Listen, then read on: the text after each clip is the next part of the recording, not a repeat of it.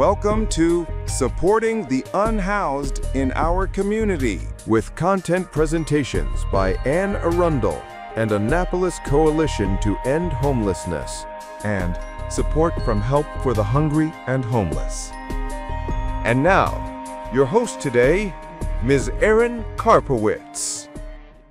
Welcome to our episode of Supporting the Unhoused in Our Community. I'm Erin Karpowitz, CEO of Arundel Community Development Services. We're Anne Arundel County's Housing and Community Development Agency. On today's episode, we are going to do a couple things. First, we're going to talk about Anne Arundel County, all of our great partners, and how we organize the programs and services around ending and preventing homelessness through our continuum of care planning body. And secondly, we're going to talk about how individuals or families can access the shelter system that's been set up here to serve as emergency housing for those experiencing homelessness. I have some partners with me today who will share their important work and talk about what type of shelter that they provide. First, I'm going to talk about our efforts to end homelessness here in Anne Arundel County. In Anne Arundel County, we're really lucky that we have a really strong continuum of care, which is a local planning body that coordinates the services, programs, and funding to end and prevent homelessness. Our local continuum of care, or COC, as it's referred to a lot in the alphabet lingo of the housing world, is really called the Anne Arundel County and Annapolis Coalition to End Homelessness. It includes a lot of our local agency partners that support the unhoused. This includes the Department of Social Services, the Partnership for Children, Youth, and Families, the Department of Health, our mental health agency, as well as many nonprofit organizations, some of who you're going to hear from today. Others include the Lighthouse and many others. The COC, or the coalition, was originally founded and organized in order for us to be able to apply for federal competitive continuum of care dollars. These are competitive funds that are available through the U.S. Department of Housing and Urban Development. My agency is the county's appointed agency, staffs and coordinates the coalition. Each year with our partners, we apply for competitive COC funds. In addition to also competitive state funds that are available through the Maryland Department of Housing and Community Development, as well as local dollars here through Anne Arundel County and through private philanthropic organizations and other grant processes. Our COC meets monthly, and I have a great staff, Beth Brush and Elisha Herrig-Blaine and their team, who organize these meetings every month. And then they talk about what the needs are with all of our partners. We have over 60 partners, and they identify and establish the priorities for how we're going to meet those needs. And they put together the applications for funding as well as a very intricate source of resources. And that's just part of the work. The monthly meetings happen when everyone comes together, but there's a lot of work that goes in behind the scenes where we meet, we have interagency meetings where people are meeting kind of locally just or in small groups to talk about specific cases. And there's a lot of work going on behind the scenes. My organization, ACDS, administers the funds and the federal entitlement funds as grants to the different partners who are providing the continuum of services.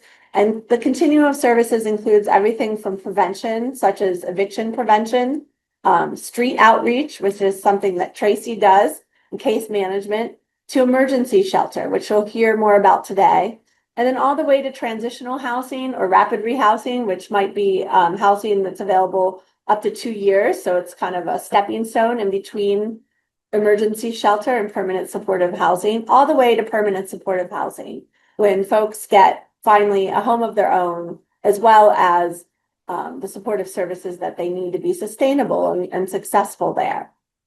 So all in all, these resources bring in approximately $3.6 million in federal funds and almost $1 million in state funds. And then we're really lucky to have a strong supportive county government and the Pittman administration really supporting us with additional local dollars that come in, as well as so many of our nonprofit or our philanthropic organizations that support through private funding, and then some special funding sources such as the Local Development Council or the Community Support Grants, also from the County Executive's Office. And the Community Reinvestment and Repair Fund now is a new resource. So all these come together and they help us coordinate services. And by coordinating services with this big body, it's not easy to coordinate services with over 60 members in our continuum, but we feel we have a much better product. By coordinating the services, we really strive to encourage a strategic approach to the provision of housing and the support services that are needed by those who are experiencing homelessness in our community. So that's a little overview of the continuum of care. But as part of this series, we want to examine different parts, the necessary parts of the continuum. And as I said today, we really want to focus on, when people think of serving the homeless, they often think of homeless shelter. So we want to focus on the emergency shelter services that we have here in Anne Arundel County. And this can take different forms. Emergency shelter is shelter that provides an immediate and safe alternative to sleeping on the streets, especially for homeless families and individuals. It is not designed to be long-term. But before we talk to our shelter providers and how that works here, I want to introduce Tracy Thompson, who works with the Department of Social Services. Tracy is on the outreach team at Social Services, but one of the reasons I wanted to bring her in today is because the Department of Social Services, or DSS, they manage the county's single point of entry or our intake system. And so that's really important because that's kind of where we want to have people go through, so we're not referring them all over the county to different resources, but because that can be really frustrating for someone who's in crisis.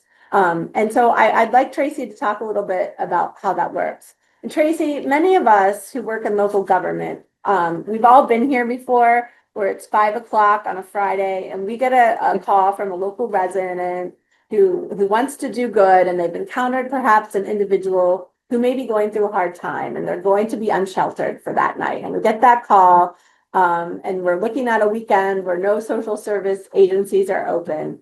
What should we tell them to do at 5 o'clock on a Friday? How can they access shelter and how can they get into the single point of entry? And then how does that whole system work? Well, first, Erin, let me say thank you for having me today. And you provided the perfect scenario because we do often find ourselves in that exact situation.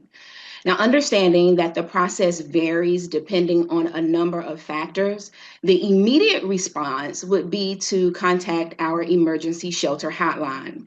That number is 410-417-7260. This should be done right away because this is actually the first step into getting the ball rolling to connect individuals with emergency services. Now, when the call is made, the individuals are added to the streamlined countywide wait list, which reduces duplication of services rendered and ensure fair access to services provided throughout the county. Now, we do want people to understand that during this call, there's a series of questions that will be asked. Do know that this sometimes makes the call lengthy depending on the size of the family or some of the more complex the situation may be. And it may even seem intrusive, but I can guarantee you that there is a method to the madness. All of the information requested ensures that we are in the best position to get the individuals to the right resources based on eligibility as quickly and justly as possible. We don't want to waste their time. We don't want to waste our time or resources if there is not a current plan of assistance. And sometimes that is actually the case. Not always and not even often, but it does happen. Now, under those circumstances, assistance is often not They're provided, but they don't meet the traditional understanding of shelter per se. All of this information is then placed in a database that helps us prioritize who is currently in the greatest need at that moment. Now, once identified, that information is then shared to our local shelters and service providers to determine availability. Now, as you stated, we do use the single point of entry process. This system or process is designed to make it easier for those individuals in crisis to connect to housing and support services, and that there is an equal opportunity for everyone to have access to those services. Most people do misunderstand the process because of the term waitlist. So individuals think that I called in today and so I'm number 4 out of 10. But the case is that there is a prioritization of need. The system is designed to prioritize individuals with the greatest and most immediate needs, ensuring that the most vulnerable populations are served first. Now, the single point of entry process does allow for better collaboration amongst our shelter providers and our service agencies across the county so that resources can be used most effectively. For the client, this means that they don't have to make multiple phone calls to shelters or providers on their own, or just to enter into unfamiliar territory, because our providers do work together through the coordinated entry process to determine who is placed on the list, who receives services, and when they receive those services. So by calling the mentioned number, we are ensuring that individuals get connected with the right resources as quickly as possible. The coordinated entry process helps us make sure that no one falls through the cracks. Now, it is also necessary that I share that this number is not an operable 24/7 call line. So as a result, Anne Arundel County Crisis Response is also an option. Crisis work very closely with us throughout the entire coordinated entry process, and they will be contacted to ensure that individuals don't fall through the cracks during the after hours.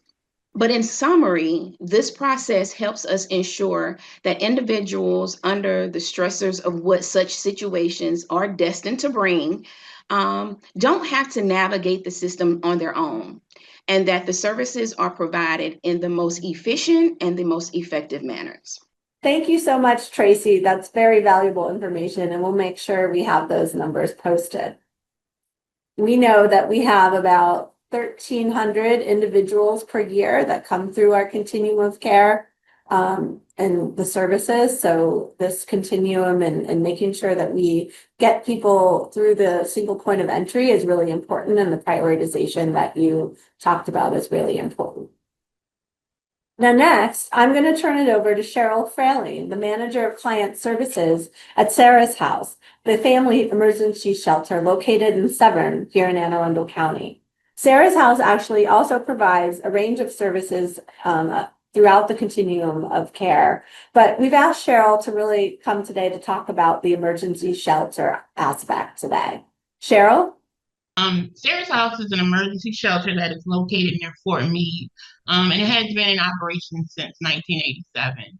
We work in conjunction with the coordinated entry system to ensure that those most in need in Anne Arundel County are prioritized to receive shelter and supportive services. Our program is made up of both families and individuals, all of whom are experiencing homelessness here in Anne Arundel County. Our goal is to attempt to transition people out of our program in a 12-week time frame, but we acknowledge that often it can take a bit longer based on local housing trends, various barriers that that individual may be facing. In addition to the shelter, we provide 3 meals a day, limited transportation to employment and important appointments, and personal need items to those who we serve. At the core of our services is case management.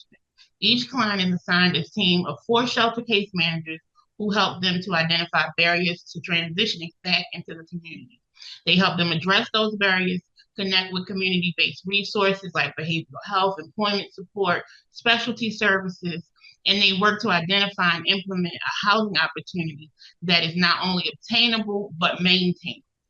For some people, a successful transition may be back to family now that they have income in place, a regular rental, a senior housing opportunity, or another subsidized housing program. It's also important to note that nothing we do is possible without the community partnerships, whether it's the Housing Commission, the Department of Health, Anne Arundel County Public Schools, or the Department of Social Services. It's all a part, it's all the sum of all the parts. So we need all of them to assist, and we all work together. Thank you, Cheryl. It's really important to know about Sarah's House. I know that in the county, we shelter about 1,000 people each year through our shelter beds. So Sarah's House is kind of one of our more traditional shelters where we serve families. And now I want to talk a little bit with Mario Bernanzoni, who has a unique shelter model that operates in the winter time. Mario is the executive director of Arundel House of Hope, and he's going to talk about winter relief. Mario? Thank you, Erin. It's really great to be here. I will talk a little bit about our winter relief emergency shelter program. Arundel House of Hope has been around since 1992, and we provide emergency, transitional, and permanent housing in Anne Arundel County. And for over 33 years, we've been operating our emergency shelter winter relief. And winter relief is really the heart of Arundel House of Hope. It's a program. Through this program, we provide shelter for up to 50 men and women who are experiencing homelessness. And it helps them stay warm and gives comfort throughout the cold winter months. We partner with over 50 local congregations and houses of worship in helping to provide the shelter and resources those folks need.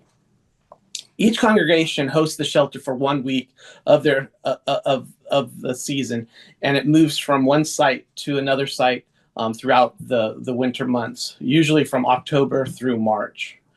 Many of the weeks we have 2 sites in operation, and it actually allows us to serve up to 50 people in those sites, and it really increases our capacity. The congregations themselves provide the space, food, and volunteers to host each site each week. And our Arundel House of Hope staff helps organize and manage the program.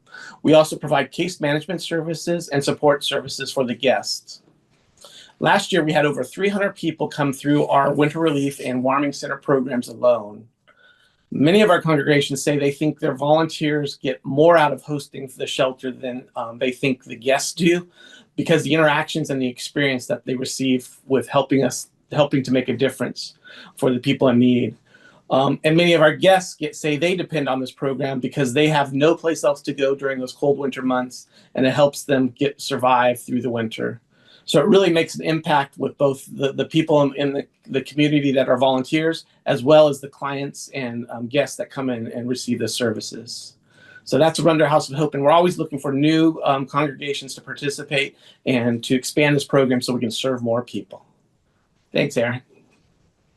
Thank you, Mario. Thanks to you and all the network of volunteers.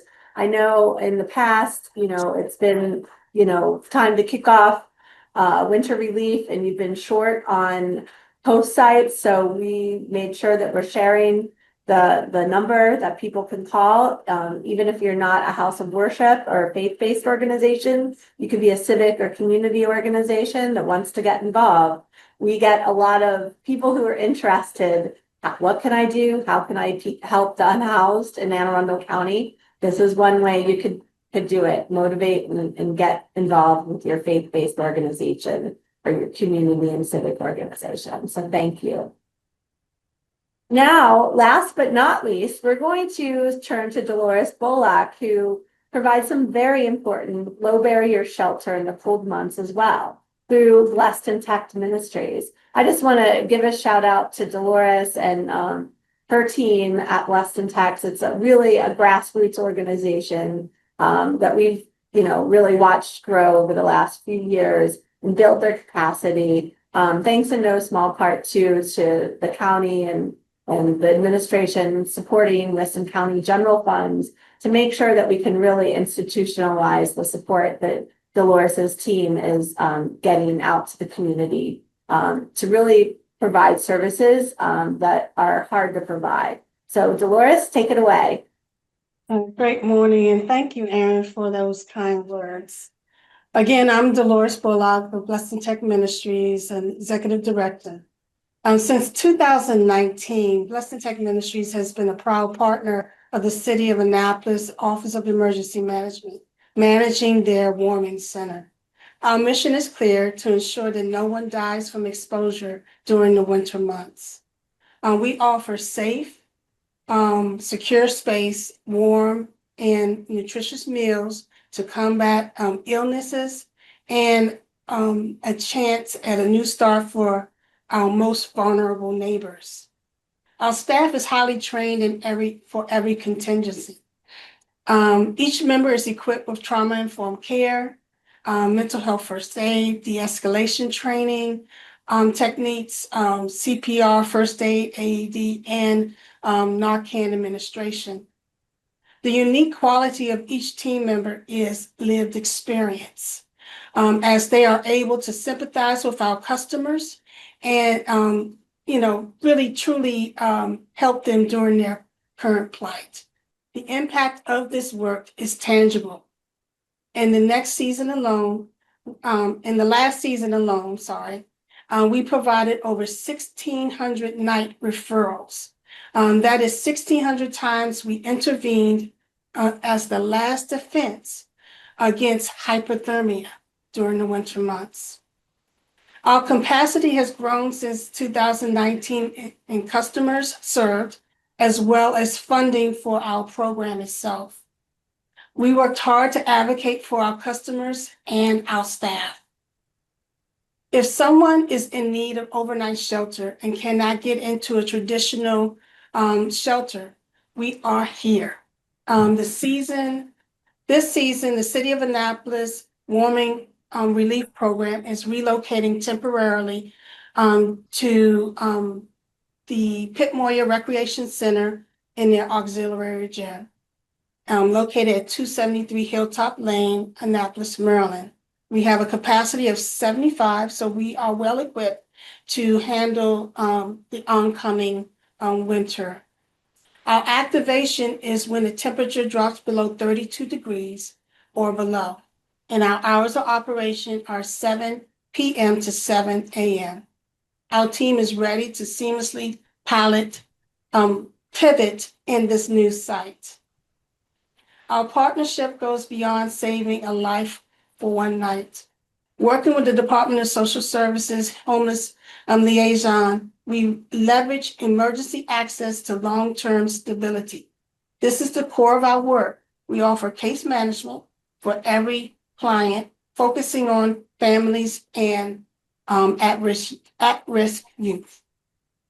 We coordinate with other agencies to secure immediate assistance, move clients from traditional shelter during the winter months, and ultimately find them permanent housing solutions. The success of our emergency program, however, highlights a critical gap: the urgent need for additional low barrier, year-round overnight shelter. The warming center is an emergency fix. It's not a systemic solution. Low barrier shelters are the essential entry point for our most vulnerable, those struggling with co-occurring mental health and or substance use challenges, who are often screened out of traditional programs. We need stable, consistent year-round options to continue the life-changing work we began in the winter. I urge the community to support the continuum of care in its goal to expand shelter capacity. We need more partners, more resources, and more political will to invest in our truly compassionate system. Let's ensure a safe place and a permanent solution for every single person in Anne Arundel County every night of the year. Thank you. Thank you, Dolores. And also, I want to thank the City of Annapolis for their support for this really important initiative to providing the space through the Stanton Center and now through the Pitt Moyer Center. So thank you. So I want to go ahead and move on and just ask, we talked about kind of the what and the how, but I want to talk about the heart of this matter. And I think Dolores already mentioned one challenge is, expanding our shelter capacity. But I would like to really just maybe hear from some of you, and what's a success that you can share with us about, seeing an individual or a family go through your shelter and how they came out on the other side, or maybe just had a win that you can talk about. During the winter months, we see not only families at youth risk, individuals, but we see the heart of each person. We're able to communicate with them on a level where they can actually get some help for their current condition.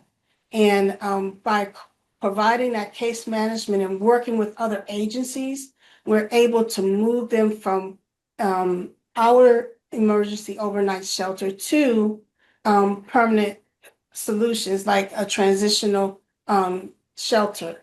And we work with the homeless liaison to do that.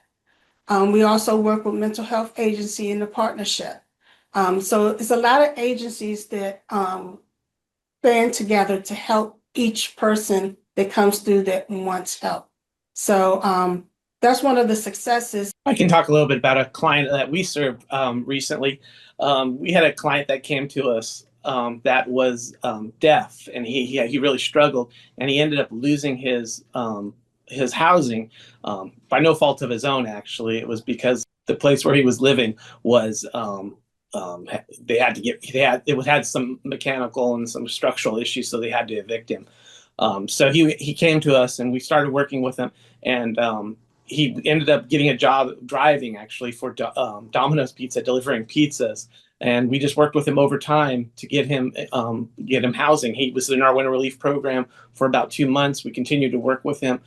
He was able to save a little bit of money. We were able to get him some subsidized housing and able to move him into permanent housing. Then we actually helped him move, got him furniture and got him the things he needed for the housing. So it was really a partnership with the winter relief program volunteers as well as with our staff. So they really came together to get this gentleman housed again, after being basically evicted from his house. And he really lacked resources because he's deaf, so he struggles to access services, over the phone and in person. It's his communication really and didn't allow him to communicate effectively what his needs are. So, but my staff did a great job and worked with him and was able to get him housed pretty quickly.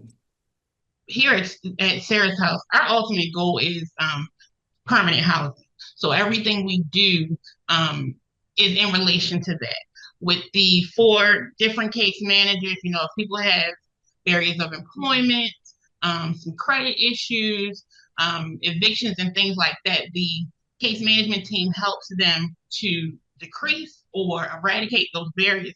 So when they start to look for housing, it won't be so much of an issue. So a lot of the success stories that we have revolve around people being able to, we have had people that have had like major evictions. Well, we've been able to communicate and work with the landlords and stuff to say, hey, if they get into a payment plan,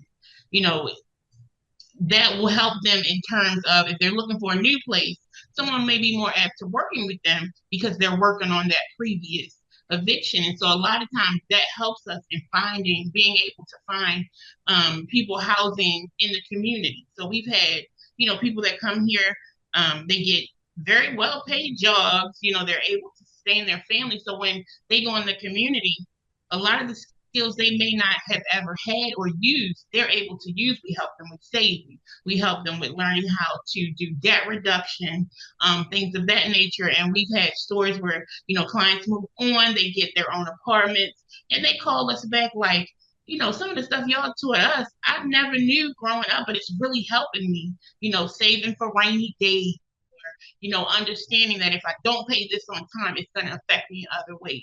So that's kind of a lot of our success stories, that now they're understanding the various processes of this is what I have to do to be able to maintain what I have. And so a lot of our success is when they go on, they're on their own and they're maintaining and they're getting out of the cycle of homelessness. And I think I'll just jump in at this moment and state that the ultimate goal, I think, for all of us is to ensure that individuals are positioned in permanent housing. But as a street outreach individual, our goal is to, for the most part, meet individuals where they are. And our clients range from various different perspectives as it pertains to experiencing homelessness. So we have individuals who have been who are considered chronically homeless and have been outside for years, and all the way down to individuals who are spending their first night out on the streets. Now, with that being stated, our goal is not to just get individuals housed, but our goal is to help individuals become housed and help them stay housed.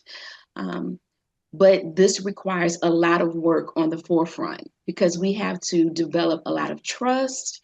A lot of these individuals have become very complacent with where they are because of all of the hardships or the obstacles that they have had to face. And so therefore, it means that we may be working with the client for a year or two, or maybe even 3 or 4 before we can even get them to understand that we are there to assist them. Now, with that requires helping individuals obtain documentations, maybe more than one time, helping them, and that's their vital documents. So that's birth certificates, social security cards, identification cards, because they can't proceed without these documents. So our job is to help these individuals. And we have had one of our success stories would be an individual who I met back in 2023. And at that particular time, he didn't want assistance. He was saying that he was just taking life as it was and was waiting on his turn to die. I can say that today he is housed. It took us about a year. It took me about 6 months for him to develop that relationship with me. But once that happened, it was full speed ahead, and we utilized various different resources that are actually in this room now to help him get to where he is. So of course, we helped him get his documentation. We utilized safe harbor resource centers for him to get food on a daily basis, to learn how to prioritize showering on a daily basis, washing clothes, getting into a shelter for a little while, learning how to become neighborly, and then ultimately in his own place. We still provide case management to those individuals, and that is the ultimate goal.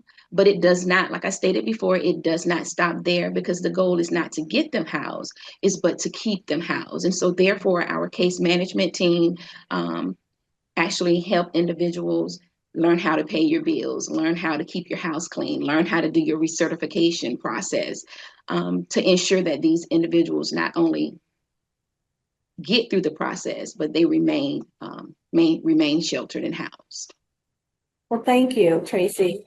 I think that homelessness is not a choice, but a journey that people from all walks of life find themselves on. And the journey isn't always linear. And so we have this continuum, but it might take a while for people to get in the right place. And part of that is a lack of resources. Part of it might just be individual circumstances. And so I'm really looking forward to exploring other parts of the continuum as this series continues. Our next episode is really going to look at the what we call here the longest night, which is the longest night of the year, December 21st, where the continuum of care and our partners recognize those and memorialize those who have lost their lives while experiencing homelessness in Anne Arundel County. It's a very sincere and somber occasion, but a beautiful way to honor those individuals. And so we're going to take that opportunity to share that with the wider audience, and really the wide audience of people who care about homelessness, so that they can also kind of get insight into the work that Tracy and her team do in terms of street outreach along with crisis response. And then in future episodes, we're really going to explore things like the transitional housing, which is kind of the next step housing, rapid rehousing that partners like Arundel House of Hope and Sarah's House and the Lighthouse Shelter provide. And we'll also then talk about some of our permanent supportive housing programs. So really looking forward to future episodes, working with you and some of your colleagues and other partners that we work with in the continuum of care. Thank you to our amazing panelists today, and thanks to all the organizations in the county who are supporting the Unhoused. I want to also take a moment to thank John Brennan and his organization, Help for the Hungry and Homeless, for their sponsorship of this series, as well as the work in the community. Thanks, and we'll see you next time.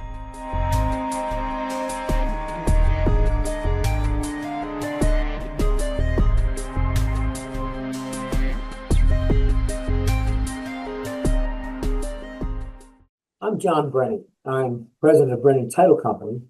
And in 2011, I started a 501c3 charitable organization called Help for Hungry and Homeless. In our business, we found that being in real estate, doing real estate settlements, we were doing very well. And we oftentimes wished that we could share our success in the community. So over the years, what we have done is we have taken part of our profits as a company.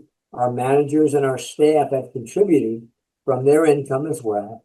And we have used our resources to fund and source donations throughout the areas and really throughout the world to organizations who are doing direct work for individuals or needy groups. And we have also found that there's a tremendous demand within our own community for help for people who, again, are unable to afford food or rent, or who have a disaster that has come up in their life, or they've been diagnosed with cancer. They've got to be inactive for several months. They can no longer pay their rent.